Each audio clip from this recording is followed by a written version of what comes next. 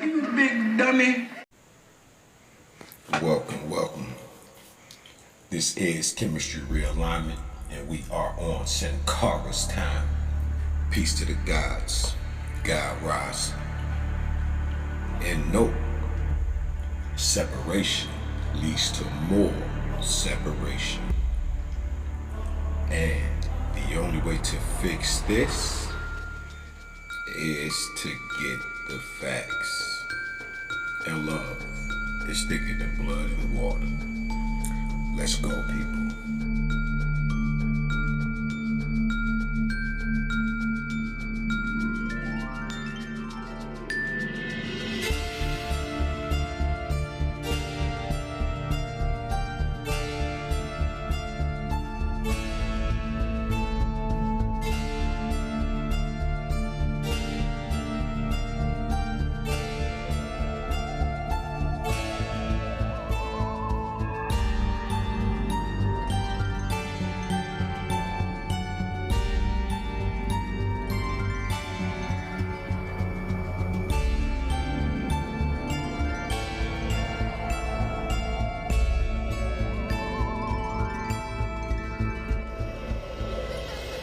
This posture is calculated to deceive, to lead people away from the fact that their real aim is the elimination of all competition and the creation of a worldwide monopoly.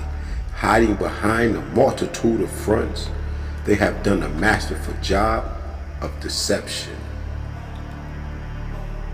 You know who I'm speaking of. The Rothschilds and their America.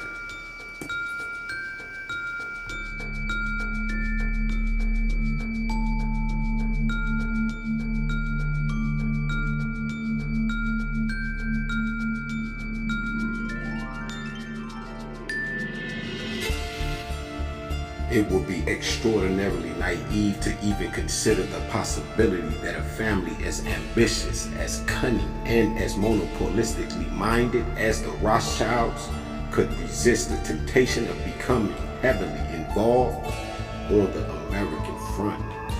Following their conquest of Europe early in the 1800s, the Rothschilds cast their covetous eyes on the most precious gem of them all, the United States.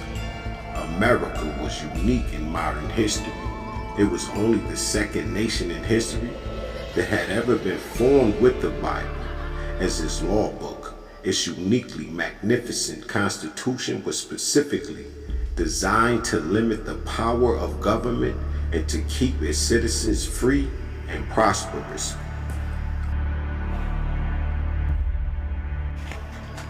Now, from God's eye view, we're going to go back to the future so we can see the plan to conquer the world and the state of chaos that we are in today. America's color problem, all of our situations of self-destruction. Now, let's go.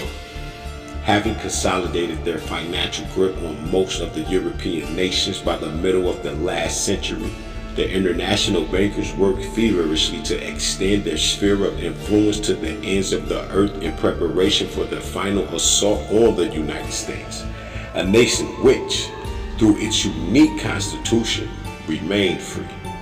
In the decades that followed, it became apparent that in order to achieve their goal of world domination, they will have to instigate a series of world wars, which will result in the leveling of the old world in preparation for the construction of the new world order.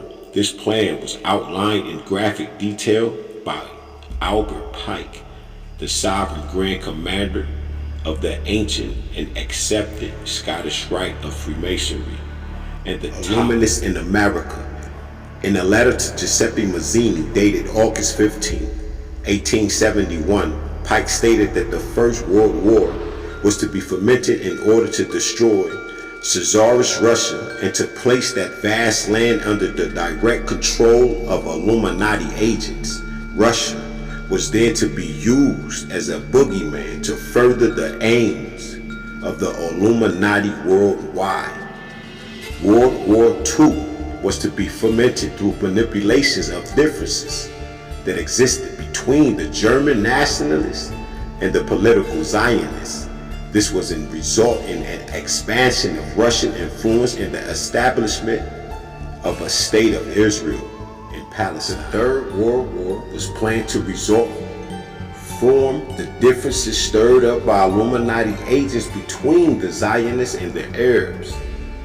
The conflict was planned to spread worldwide. The Illuminati said the letter planned to unleash the nihilists and atheists and provoke a formidable social cataclysm which in all its horror will show clearly to the nations the effect of absolute atheism, origin of savagery, and of the most bloody turmoil.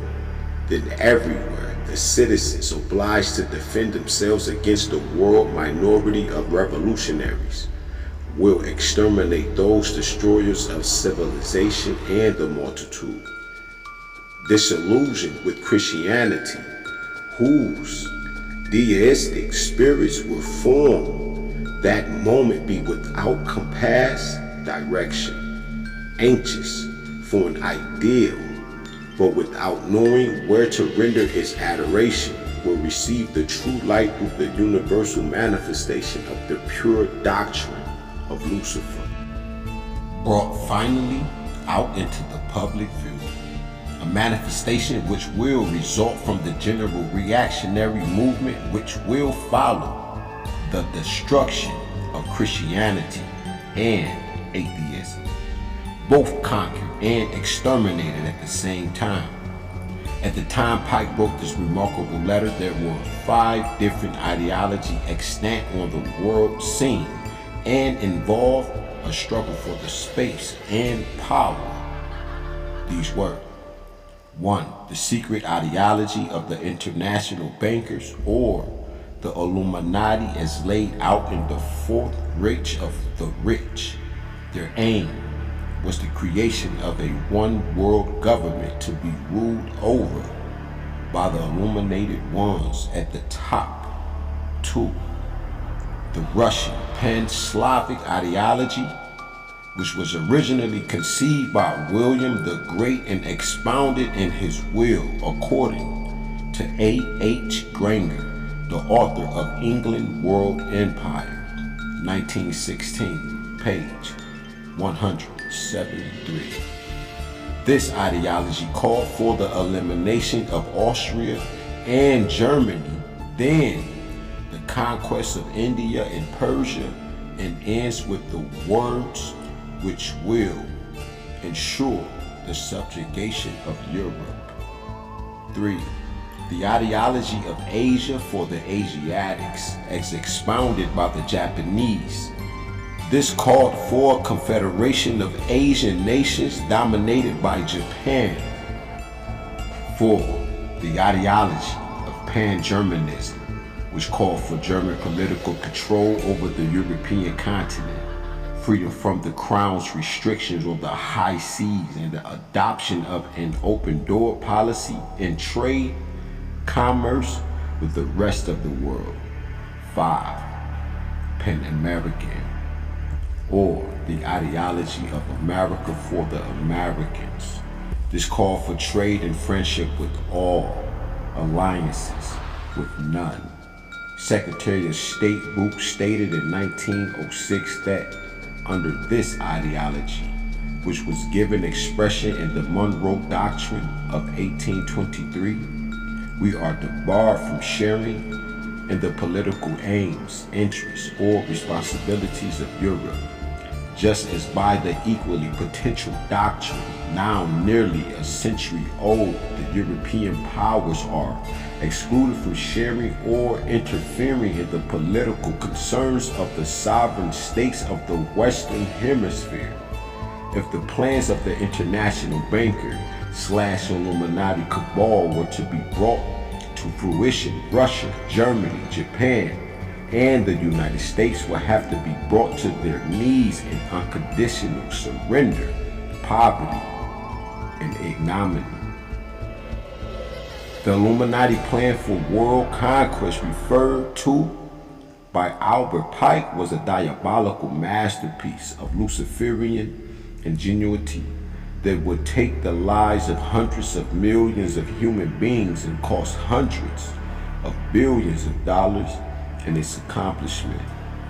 The plan the Illuminati devised to accomplish their world-conquering goal is as simple as it is effective.